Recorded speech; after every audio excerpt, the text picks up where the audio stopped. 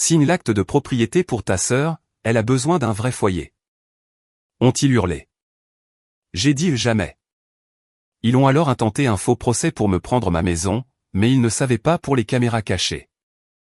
Je m'appelle Chloé et j'ai 32 ans.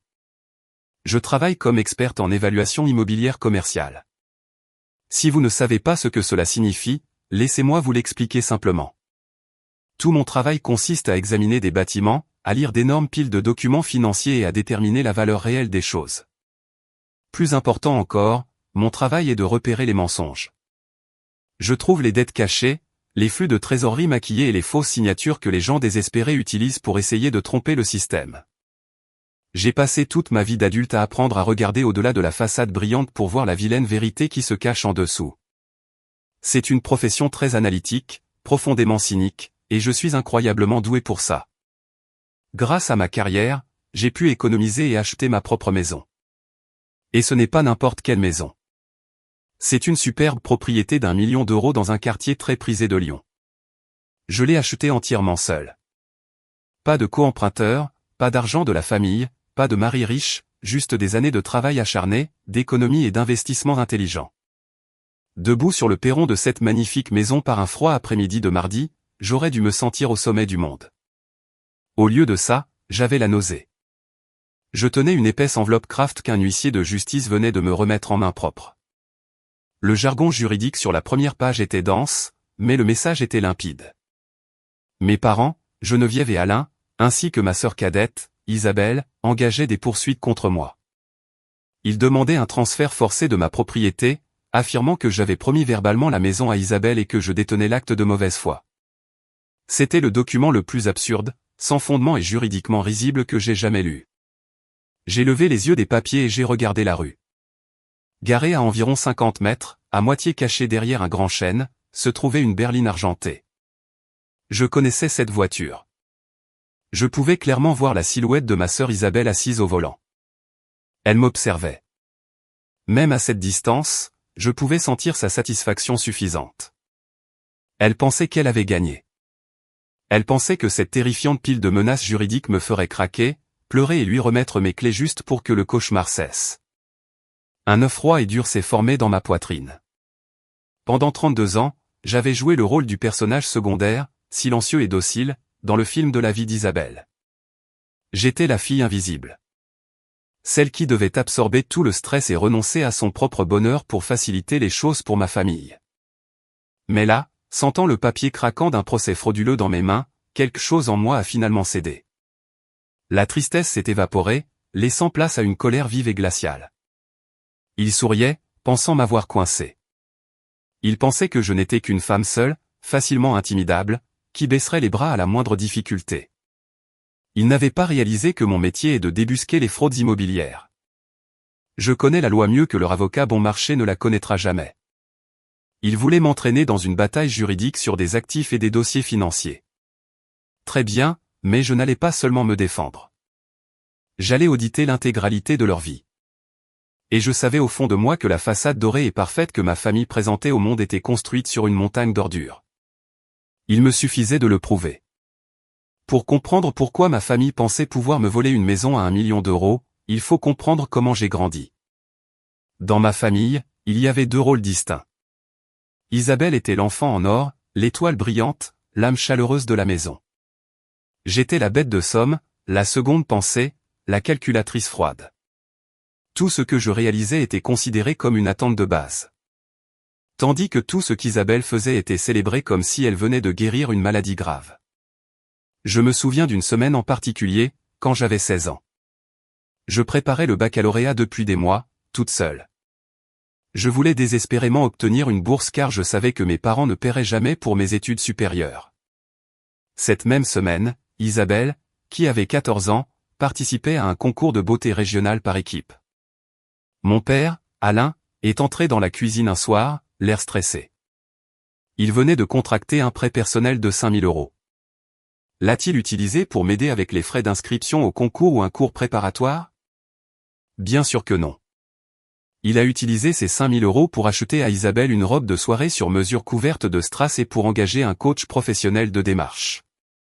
Quand j'ai poliment demandé si je pouvais avoir 50 € pour m'inscrire à un examen important, ma mère Geneviève a soupiré et levé les yeux au ciel.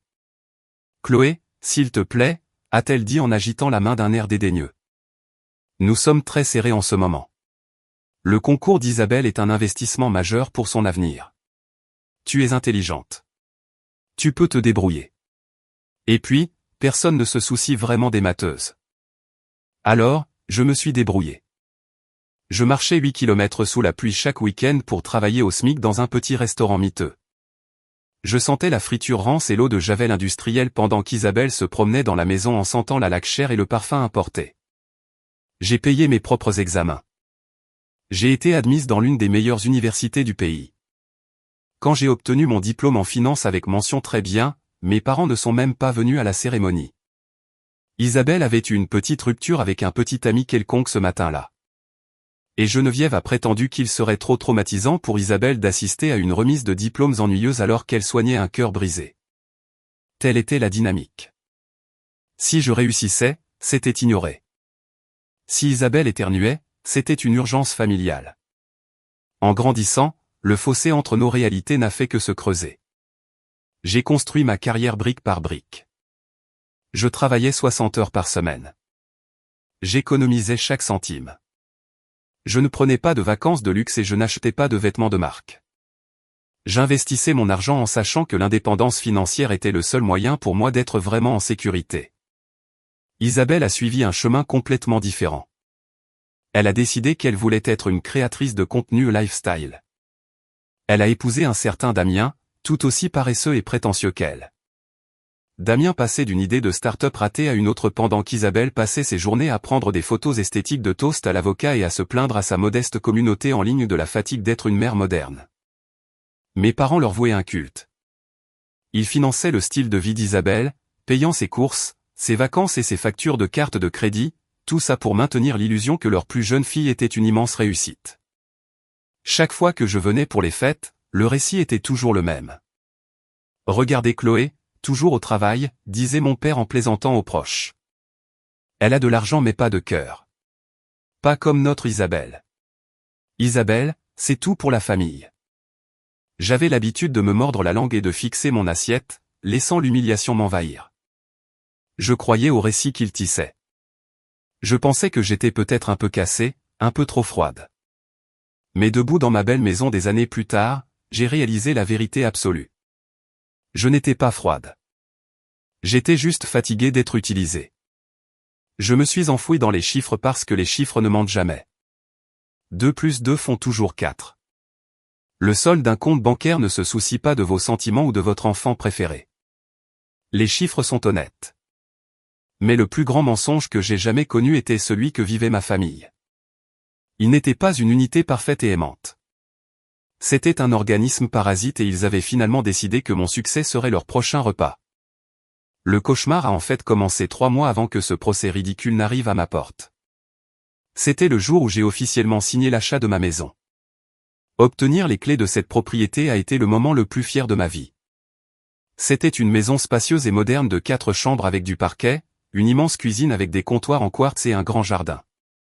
C'était un sanctuaire d'1 million d'euros qui m'appartenait entièrement. Dans un rare moment d'optimisme, j'ai décidé d'organiser un petit dîner de pendaison de crémaillère pour ma famille. Je pensais naïvement que voir cette preuve tangible de mon travail acharné pourrait enfin me valoir un semblant de leur respect. Je voulais que mes parents franchissent le seuil et disent « Waouh, Chloé, tu l'as vraiment fait.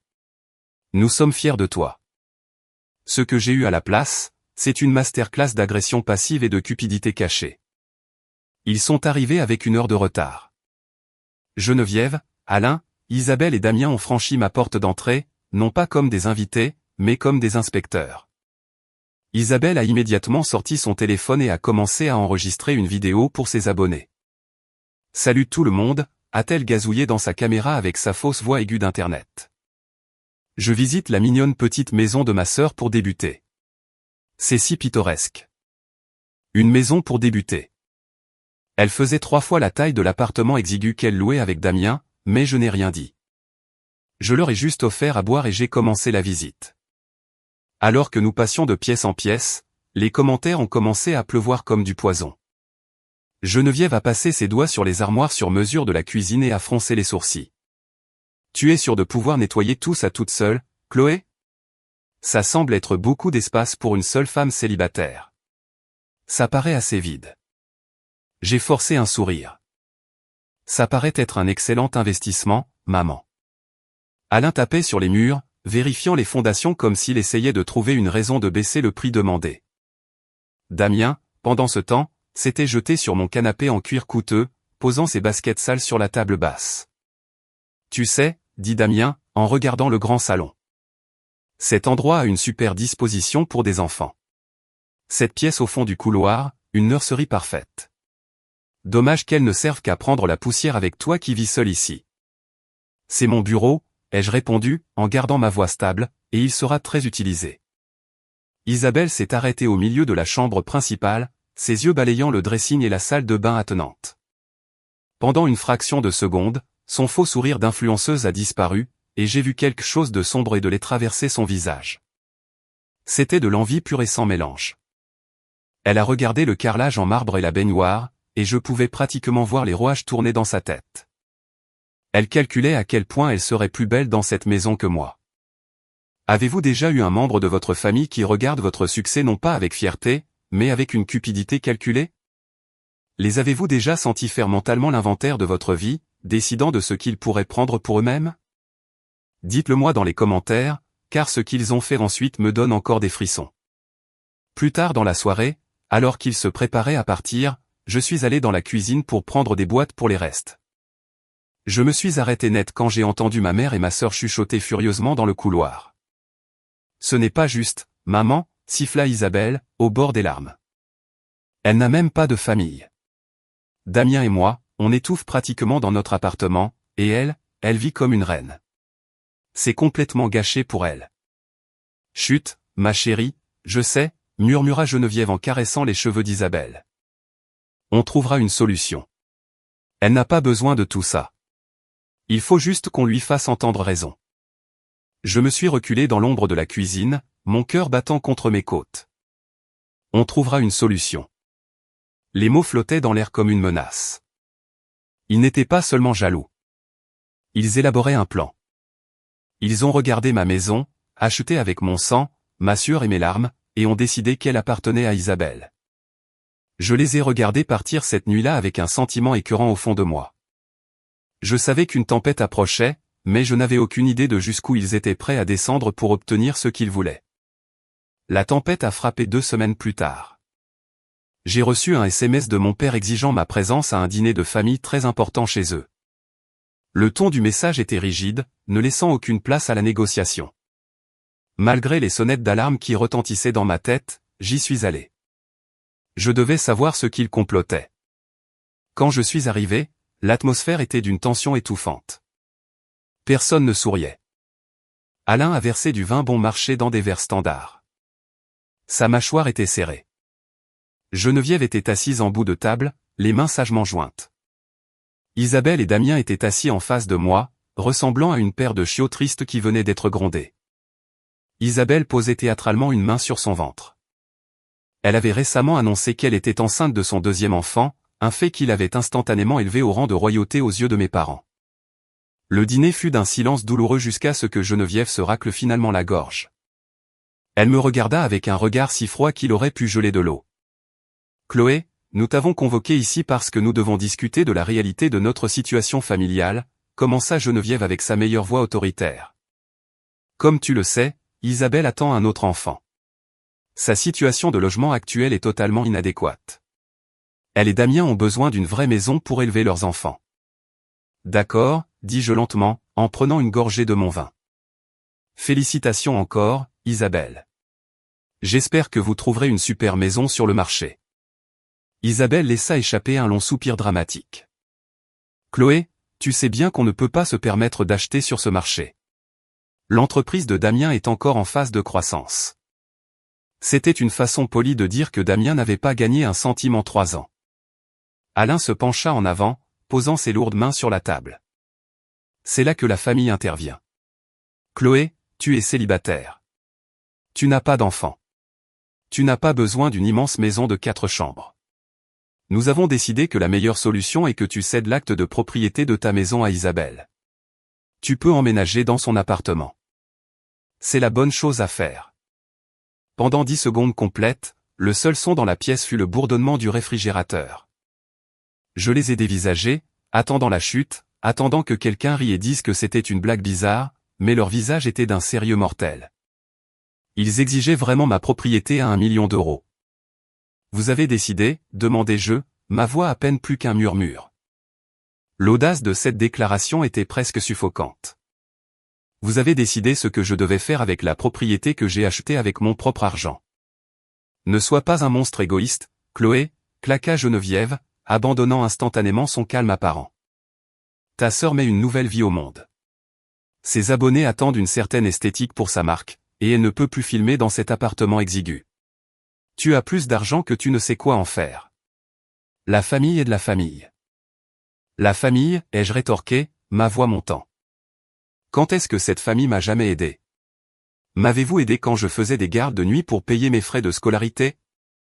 M'avez-vous aidé quand je mangeais des nouilles instantanées pendant 3 ans pour économiser pour mon acompte? Non. Vous avez investi chaque centime dans Isabelle. Et maintenant qu'elle a échoué à se construire une vie, vous voulez voler la mienne pour la renflouer. Isabelle éclata en sanglots théâtraux. Damien frappa du poing sur la table. Ne parle pas à ma femme comme ça. Tu es une garce froide et avide. Tu accumules une maison dont tu n'as même pas besoin. C'est ma maison, ai-je crié, me levant si vite que ma chaise s'est écrasée au sol. Je l'ai gagnée. Elle m'appartient. Et vous êtes complètement fou si vous pensez que je vais vous remettre les clés pour que vous puissiez jouer à faire semblant sur Internet. Alain se leva, le visage violet de rage. Si tu franchis cette porte, Chloé, tu es morte pour nous. Nous ferons en sorte que tout le monde sache exactement quel genre de serpent sans cœur tu es vraiment.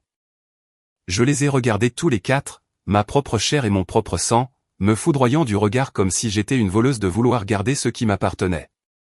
J'ai attrapé mon sac à main, enjambé la chaise tombée et me suis dirigé tout droit vers la porte d'entrée. Je pensais que les cris étaient le pire. Je pensais que la manipulation émotionnelle était le comble. Mais alors que je rentrais chez moi les mains tremblantes, le vrai cauchemar ne faisait que commencer à se dérouler dans l'ombre. Le lendemain matin, la campagne de dénigrement a commencé. Et laissez-moi vous dire, ma famille a agi avec l'efficacité d'une opération militaire. À 9 heures, mon téléphone explosait de notifications. Mes parents avaient lâché leur sbire. Les parents éloignés qui croyaient aveuglément tout ce que Geneviève et Alain leur racontaient.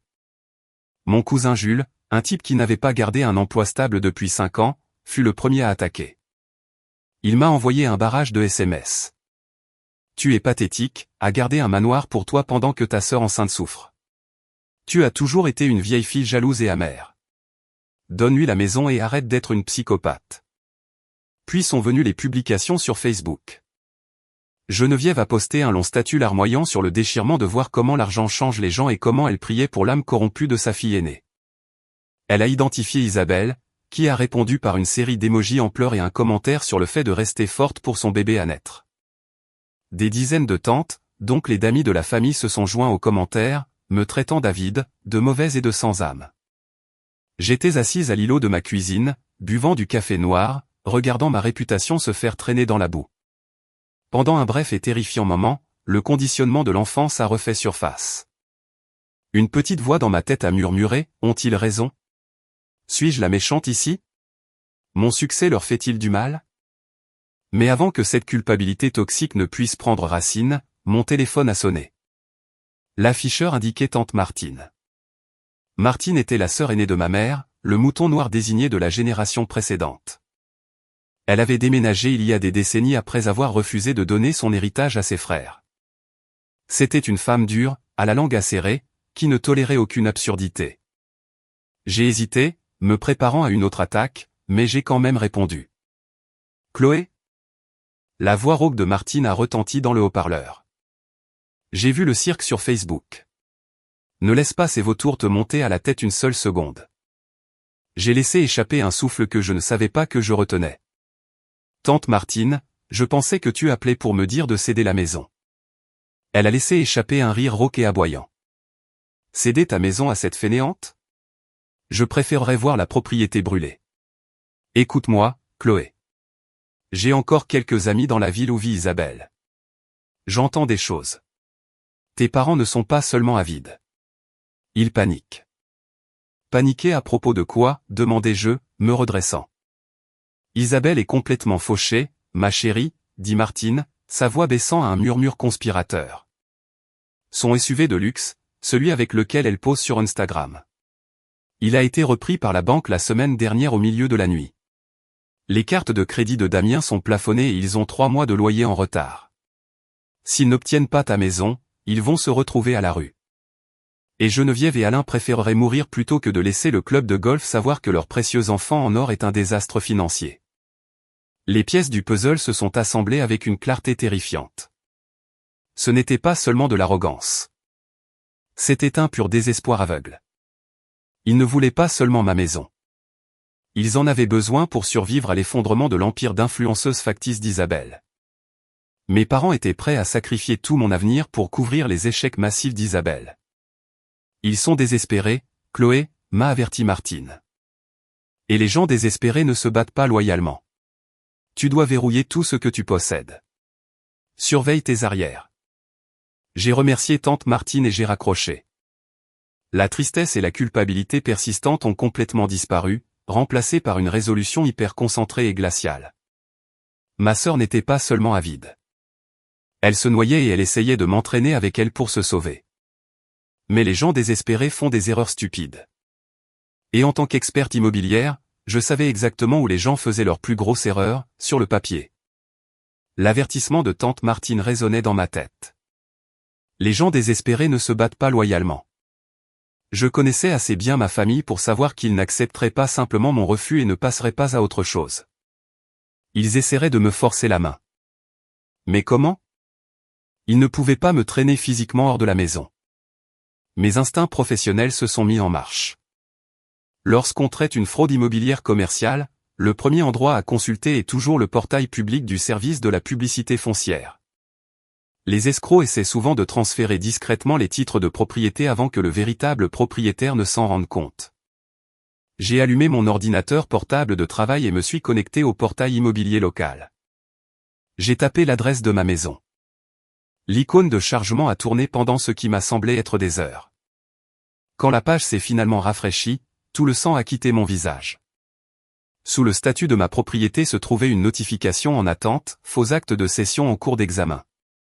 Mes mains se sont mises à trembler en cliquant sur le scan numérique du document soumis. C'était un acte de cession standard indiquant que Chloé, moi, transférait légalement 100% de la propriété à Isabelle. Et là, en bas de la page, se trouvait ma signature. C'était une très bonne contrefaçon. Elle ressemblait incroyablement à mon écriture réelle, mais je pouvais repérer les marques d'hésitation. Quelqu'un s'était entraîné. Quelqu'un avait soigneusement décalqué mon nom pour voler un bien d'1 million d'euros. Mais ce qui m'a coupé le souffle, c'est le sceau du notaire juste à côté de la signature. Le sceau appartenait à un homme nommé Thomas Valence. J'ai immédiatement reconnu le nom. Thomas était un vieil ami de lycée de mon père, Alain. Ils jouaient au golf ensemble tous les dimanches. Alain avait convaincu son copain de golf de certifier illégalement un document falsifié. Je me suis rassise dans mon fauteuil, fixant l'écran lumineux. L'ampleur de leur trahison était stupéfiante.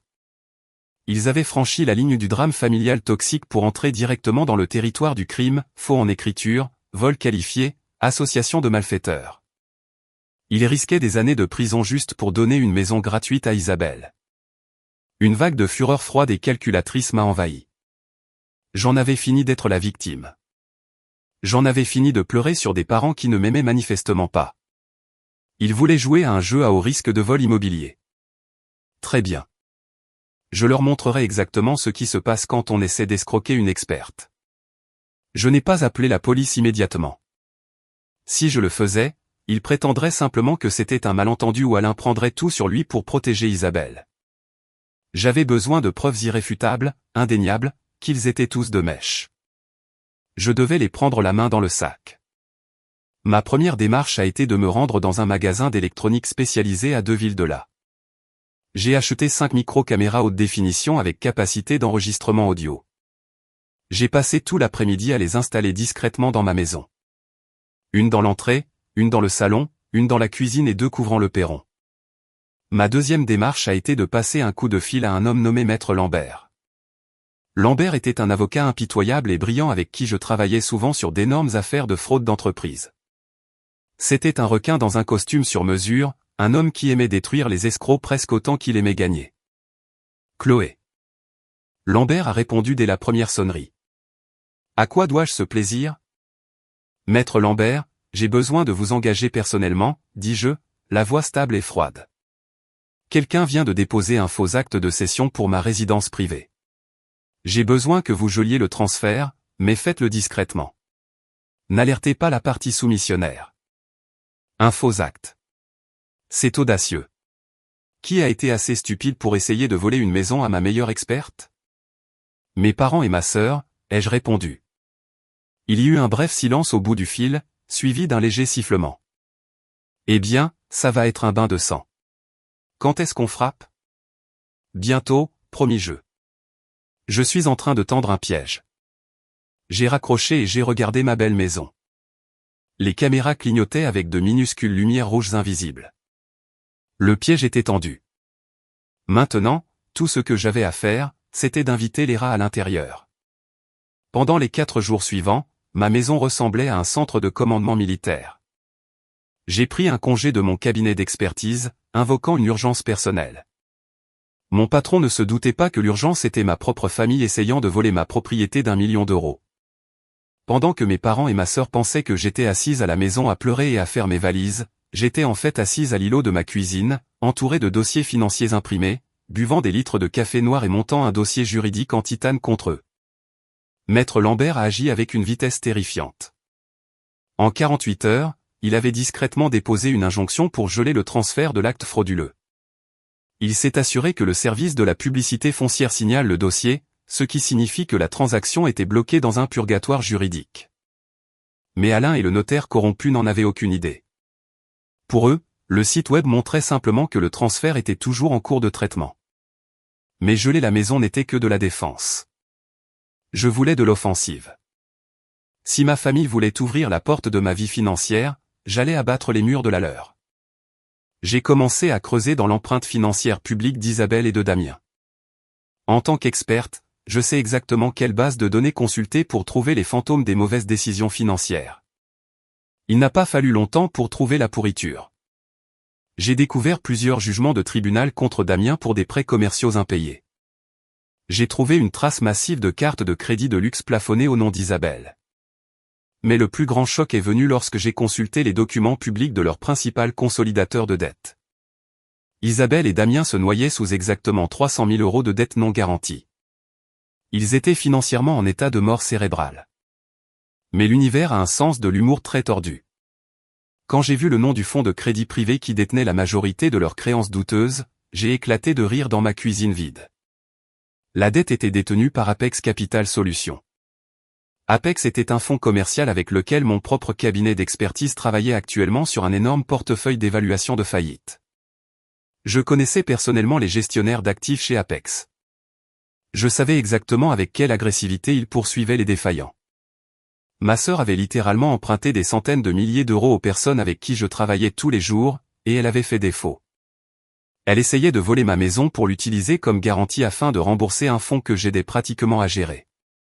La justice poétique était si parfaite qu'elle semblait presque scénarisée. J'ai compilé chaque document, chaque jugement et chaque avis de défaut dans un classeur épais et brillant. J'ai remis le classeur à Maître Lambert lors de notre réunion du jeudi soir. Il a feuilleté les pages, un sourire prédateur se dessinant sur son visage. C'est un bain de sang, Chloé. Ils ne sont pas seulement fauchés. Ils dissimulent activement des actifs à leurs créanciers. Et avec ce faux acte, ils viennent de nous donner l'allumette pour réduire toute leur vie en cendres. Je ne veux pas seulement la réduire en cendres, lui ai-je dit, en regardant la lumière rouge clignotante de la caméra cachée dans mon salon. Je veux qu'il la regarde brûler. Il est temps de poser l'appât. Vendredi matin, j'ai envoyé un SMS à la conversation de groupe qui incluait mes parents et Isabelle. Je l'ai gardé court, défaitiste et entièrement crédible. J'ai tapé « Vous avez gagné. Je suis épuisé. Je ne veux plus me battre contre ma propre famille au tribunal. Venez demain à midi pour discuter de la transition et voir l'agencement. La réponse a été presque instantanée. Geneviève a répondu avec une série d'émojis cœur et un message qui disait « Nous savions que tu ferais la bonne chose, ma chérie. À demain. » La famille gagne toujours. J'ai passé le samedi matin à m'assurer que chaque micro-caméra enregistrait parfaitement. J'ai testé les flux audio, les synchronisant directement avec mon ordinateur portable crypté et mon téléphone. À midi pile, une berline argentée familière s'est garée dans mon allée. Je me tenais près de la fenêtre, les regardant sortir. Isabelle portait une robe de maternité d'apparence coûteuse, rayonnant pratiquement d'une victoire suffisante. Damien marchait derrière elle, un mètre ruban à la main. Mes parents suivaient, l'air royal, inspectant leur territoire nouvellement conquis. J'ai ouvert la porte d'entrée et je me suis écarté. Je n'ai pas souri, jouant le rôle de la fille brisée et vaincue. « Oh, Chloé, n'aie pas l'air si sombre », a gazouillé Geneviève en passant devant moi dans le hall. Elle n'a même pas offert de câlin. C'est un nouveau départ pour tout le monde. Tu verras.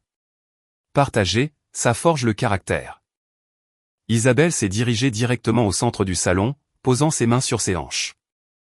Elle a levé les yeux vers les plafonds voûtés. D'accord, Damien, note ça. Il faut absolument abattre cette cloison.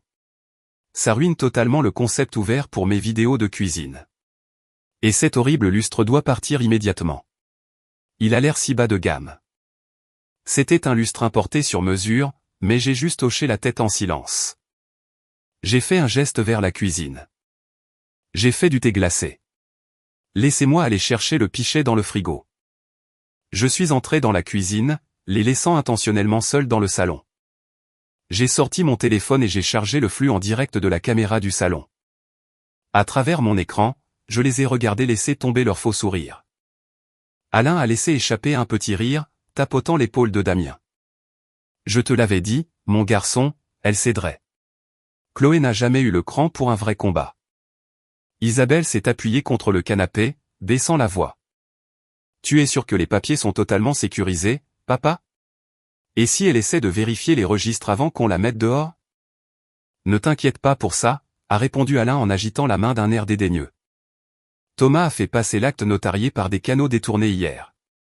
Le temps qu'elle réalise qu'elle a légalement signé la cession de la maison, son nom ne sera même plus sur l'acte. Elle est trop stupide pour vérifier de toute façon. Je me tenais dans ma cuisine, fixant l'écran. Je l'avais. Un aveu clair, indéniable et audio de mon père admettant avoir conspiré avec un notaire corrompu pour falsifier un document légal. C'était un aveu enregistré d'un crime. Mon cœur battait si fort que je pouvais l'entendre dans mes oreilles, mais mes mains étaient parfaitement stables. J'ai versé le thé glacé, j'ai pris une profonde inspiration et je suis retourné dans le salon. J'ai posé les verres sur la table basse. Alors, dis-je, en regardant directement Isabelle, quand exactement aviez-vous prévu que je déménage? Avant qu'Isabelle ne puisse ouvrir la bouche pour livrer ses exigences, le son lourd et sec de la sonnette d'entrée a résonné dans la maison. Le piège venait de se refermer. Tu attends quelqu'un? Demanda Geneviève, le front plissé d'agacement. Nous sommes au milieu d'une réunion de famille très privée, Chloé. Dis à cette personne de s'en aller. Je pense que tu vas vouloir être là pour celle-ci, maman, dis-je doucement. Je leur ai tourné le dos et me suis dirigé vers la lourde porte d'entrée en chêne. J'ai saisi la poignée et l'ai ouverte en grand. Sur mon perron se tenait maître Lambert. Il portait un costume anthracite impeccablement taillé, ayant tout l'air de l'avocat d'affaires de haut vol qu'il était. Juste derrière lui, le flanquant de chaque côté, se tenaient deux policiers en uniforme. Le silence dans ma maison est devenu absolu. Il était si silencieux qu'on pouvait entendre le bourdonnement du climatiseur. Je me suis écarté, permettant à maître Lambert et aux officiers d'entrer dans le hall. Chloé, que signifie tout cela? A exigé Alain. Sa voix était forte, mais elle avait un léger tremblement. Il s'est placé devant Geneviève, essayant de projeter de l'autorité, mais ses yeux ne cessaient de se porter sur les insignes sur la poitrine des officiers. Maître Lambert s'est avancé, tenant une mallette en cuir noir élégante. « Bonjour », dit-il, sa voix portant le ton calme et létal d'un homme qui détenait toutes les cartes. « Mon nom est Maître Lambert. Je suis le conseil juridique représentant la propriétaire, Chloé. Lequel d'entre vous est Alain? Alain déglutit difficilement. C'est moi, et j'exige de savoir pourquoi vous amenez des policiers dans la maison de ma fille. Nous avons une discussion privée. En fait, monsieur, intervint l'un des officiers en dépassant maître Lambert. Nous sommes ici pour exécuter un mandat dans le cadre d'une enquête en cours pour faux en écriture, usurpation d'identité et association de malfaiteurs en vue de commettre un vol qualifié. Isabelle laissa échapper un hoquet strident, attrapant le bras de Damien. Damien recula d'un pas, regardant frénétiquement vers la porte arrière, mais le second officier se déplaça immédiatement pour bloquer le couloir. Fraude, balbutia Geneviève, son visage perdant rapidement ses couleurs. Il doit y avoir une erreur. Nous sommes une famille respectable. Nous ne commettons pas de fraude. Le service de la publicité foncière a signalé un acte de cession soumis il y a 2 jours, expliqua maître Lambert en ouvrant lentement sa mallette. L'acte tentait de transférer le titre de cette propriété d'1 million d'euros de ma cliente à sa sœur Isabelle. La signature sur le document a été signalée comme une contrefaçon très suspecte. C'est un mensonge, hurla Isabelle, sa voix se brisant de panique. Chloé m'a promis la maison. Elle l'a signée. Dis-leur, papa.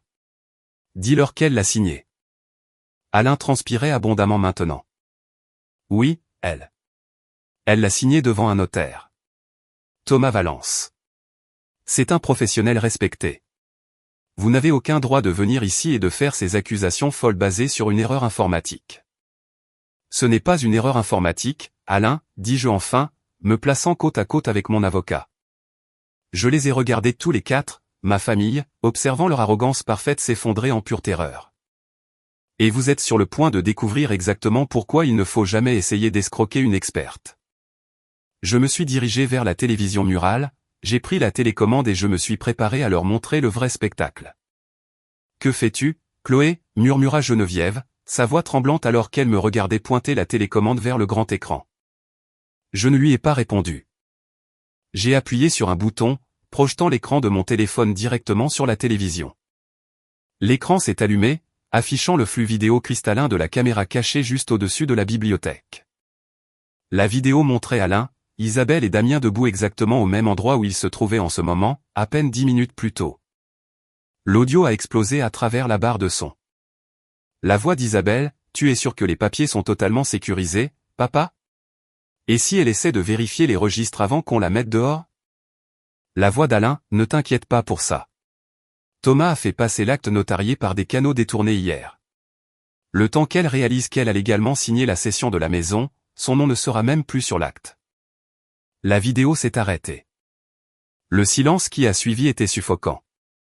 J'ai regardé le visage d'Alain se vider de tout son sang. Il ressemblait à un homme qu'on venait de pousser d'un avion sans parachute. Geneviève fixait l'écran de télévision noir, sa bouche s'ouvrant et se fermant comme un poisson hors de l'eau.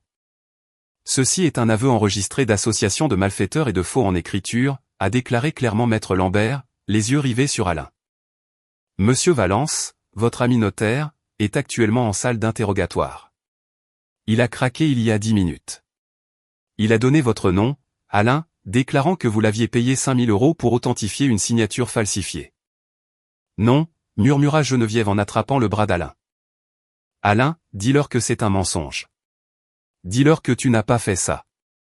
Oh, il l'a fait, maman, dis-je froidement. Mais la vraie question est pourquoi? Pourquoi risquer la prison pour voler une maison? Pourquoi ce désespoir soudain? Je me suis approché de la table basse et j'ai pris le classeur épais que j'avais préparé. Je l'ai claqué sur la surface en verre. Le bruit a fait sursauter Isabelle. J'ai sorti tes dossiers financiers, Isabelle, dis-je, fixant directement les yeux terrifiés et remplis de larmes de ma sœur. Absolument tous. La voiture saisie, les cartes de crédit plafonnées, le loyer impayé. Je me suis tourné vers mes parents qui semblaient complètement déconcertés. Saviez-vous que votre parfait enfant en or se noie sous 300 000 € de dette non garantie? Saviez-vous que Damien n'a pas gagné un seul centime en 3 ans et qu'ils font actuellement face à plusieurs avis d'expulsion? Geneviève s'est tournée pour regarder Isabelle, les yeux écarquillés d'horreur. Isabelle, de quoi parle-t-elle? Quelle dette? Il y a mieux, ai-je continué, ignorant le choc de ma mère. Le principal créancier qui détient cette dette massive est Apex Capital Solutions. C'est un fonds commercial avec lequel mon cabinet d'expertise travaille directement. Je connais les gestionnaires d'actifs. Je sais exactement avec quelle agressivité ils liquident les actifs pour récupérer leur argent. Vous avez essayé de voler ma maison pour rembourser une société pour laquelle je travaille. Isabelle a couvert son visage avec ses mains et a commencé à sangloter hystériquement. Ce n'est pas ma faute. Damien était censé obtenir des financements pour sa start-up. Nous devions maintenir les apparences. Maman, tu as dit que nous devions maintenir l'esthétique pour la marque. La façade s'était complètement brisée. La fille parfaite était une fraude. Le père respectable était un criminel, et la famille en or n'était rien de plus qu'un cartel désespéré essayant de voler son propre sang pour survivre. Le démasquage était total, et les conséquences allaient être bibliques. Au moment où Isabelle a admis la vérité, la pièce entière a sombré dans un chaos pur et incontrôlé. Isabelle a complètement abandonné son rôle de douce et innocente victime. Elle s'est retournée contre son mari comme un animal acculé. « C'est DET à faute », a-t-elle crié, en poussant violemment Damien dans la poitrine. « Tu m'avais promis qu'on serait riche. Tu m'avais promis que les investisseurs arrivaient. Maintenant je vais perdre mes chaînes, mes abonnés, tout. Tu es complètement inutile. » Damien, réalisant que le navire coulait et que sa femme était parfaitement disposée à le laisser se noyer, a paniqué. « Ne me mets pas ça sur le dos, Isabelle. C'est toi qui as plafonné 6 cartes de crédit en vêtements de bébé de marqué en vacances. C'est toi qui as supplié ton père de voler la maison. » Damien s'est retourné vivement vers les policiers. « Je n'ai rien falsifié. Je n'ai pas signé les papiers. C'est tout son père. » Sur ce, Damien a tenté de sprinter dans le couloir vers la porte arrière. Il a fait exactement 3 pas avant que l'officier qui bloquait le passage ne l'attrape par l'épaule, le fasse pivoter et le plaque contre le mur. « Ne bougez plus d'un centimètre, monsieur, ou vous serez accusé de résistance à une arrestation, » a grogné l'officier, sortant une paire de menottes en métal de sa ceinture. Voyant son mari plaqué contre le mur, Isabelle a poussé un cri théâtral et s'est effondrée sur le sol, sanglotant de manière incontrôlable. « Mes bébés. Et mes bébés ? Tu ne peux pas me faire ça, Chloé. Je suis enceinte. » Je suis resté là, ne ressentant absolument rien. Pendant 32 ans, ces larmes avaient été l'arme ultime dans cette famille. Ces pleurs avaient dicté toute mon enfance. Mais en la regardant maintenant, se roulant par terre dans ma maison à 1 million d'euros, ces larmes n'avaient aucun pouvoir sur moi. Elles semblaient juste pathétiques. Alain s'appuyait lourdement contre le comptoir de la cuisine, se tenant la poitrine. Son visage était d'une teinte grisâtre maladive. La réalité de sa situation s'abattait sur lui. C'était un homme fier, un homme obsédé par sa réputation au club de golf, et il était sur le point d'être menotté et sorti d'une maison en plein jour pour fraude. Geneviève tremblait de manière incontrôlable. L'image parfaite de sa famille, l'illusion pour laquelle elle avait sacrifié toute mon enfance, gisait en morceaux sur le parquet. Elle a regardé les documents falsifiés. Elle a regardé la fille en pleurs qu'elle avait idolâtrée. Et puis finalement, elle s'est tournée pour me regarder. Pour la première fois de ma vie, Geneviève m'a regardé non pas comme un inconvénient, non pas comme l'enfant invisible, mais comme quelqu'un qui détenait un pouvoir absolu sur son existence. Elle a fait un pas vers moi, des larmes coulant sur son visage, les mains levées dans un plaidoyer désespéré. Le rapport de force était complètement inversé, et elle était sur le point de supplier. « Chloé, s'il te plaît. » Geneviève pleurait, sa voix se brisant. Elle a tendu la main pour saisir la mienne, mais j'ai reculé d'un pas, laissant ses mains saisir le vide. « S'il te plaît, ne fais pas ça. C'est ton père. Isabelle est ta sœur. Nous sommes une famille. Tu ne peux pas envoyer ta propre famille en prison. S'il te plaît, nous partirons tout de suite. Nous ne te dérangerons plus jamais. Dis-leur simplement d'abandonner les charges. » J'ai regardé ma mère. J'ai regardé la femme qui avait ignoré mes réussites, qui m'avait traité de monstre égoïste pour avoir voulu garder la maison que j'avais achetée, et qui avait activement aidé à planifier le vol de tout mon avenir. « La famille, dis-je, ma voix dangereusement calme, coupant le son des sanglots d'Isabelle. La famille est censée te protéger. La famille est censée célébrer ton travail acharné. Vous avez cessé d'être ma famille le jour où vous avez décidé que ma vie n'était qu'un dommage collatéral pour ces mensonges. » J'ai pointé un doigt vers Isabelle, qui me regardait depuis le sol avec des yeux terrifiés. Tu as construit un monde factice pour elle, maman. Et quand la facture de ce monde factice est finalement arrivée, vous avez décidé que c'est moi qui allais la payer. Eh bien, je ne paie pas. L'audit est terminé, et vous êtes en faillite totale. Je me suis tourné vers les policiers. Messieurs, je veux qu'ils sortent de ma maison maintenant. Les officiers n'ont pas hésité. L'officier qui tenait Damien a rapidement sécurisé ses poignets avec les menottes. L'autre officier s'est approché d'Alain. Monsieur Alain, vous êtes en état d'arrestation pour association de malfaiteurs en vue de commettre un faux et usage de faux. Mettez vos mains derrière le dos. Alain n'a pas résisté. Il avait l'air brisé. Il a laissé l'officier le menotter, gardant les yeux rivés au sol dans une humiliation totale. Geneviève a poussé un cri de désespoir alors qu'il conduisait son mari vers la porte d'entrée.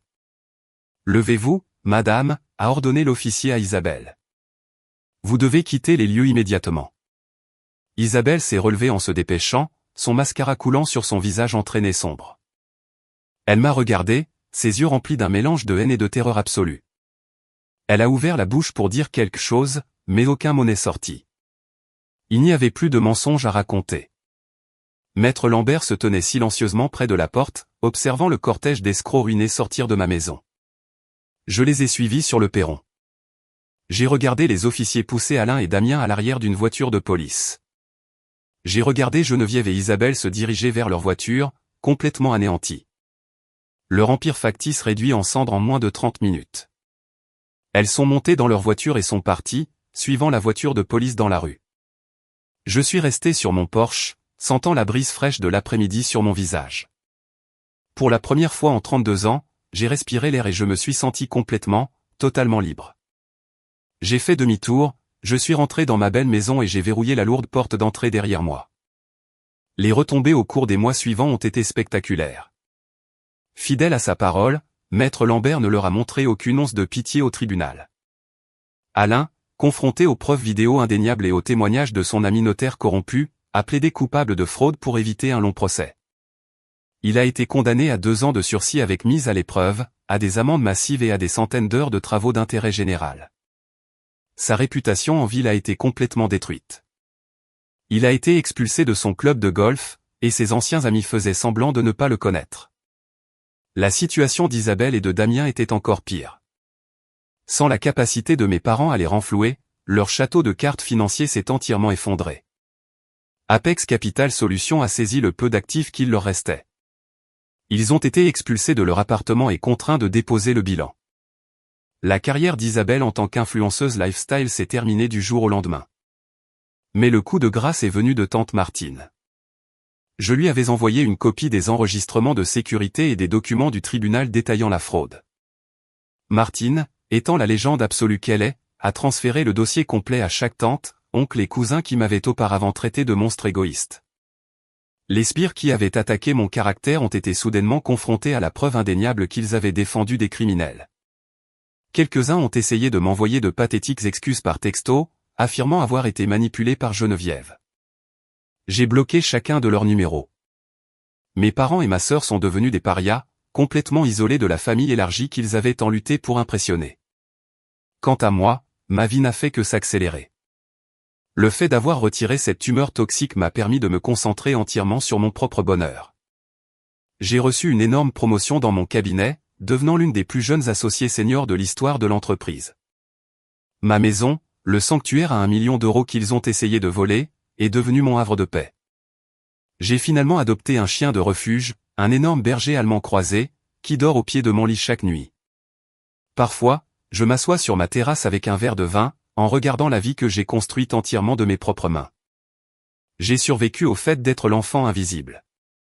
J'ai survécu au fait d'être le bouc émissaire. J'ai survécu à leurs mensonges, à leurs vols et à leurs trahisons. Je n'ai pas seulement survécu, j'ai audité toute leur existence et je les ai jetés aux ordures. Certains des plus vieux parents de la famille chuchotent encore à mon sujet. Ils disent que je suis allé trop loin. Ils disent que même s'ils ont commis un crime, j'aurais dû gérer cela discrètement au sein de la famille pour protéger ma sœur enceinte du stress de la faillite et de l'humiliation publique. Ils pensent que j'ai détruit la vie de ma sœur par dépit. Alors, je me tourne vers vous. J'ai choisi de me protéger, de sécuriser mes biens et de les faire condamner pour leur fraude. J'ai refusé de m'immoler par le feu pour maintenir leur fausse esthétique au chaud.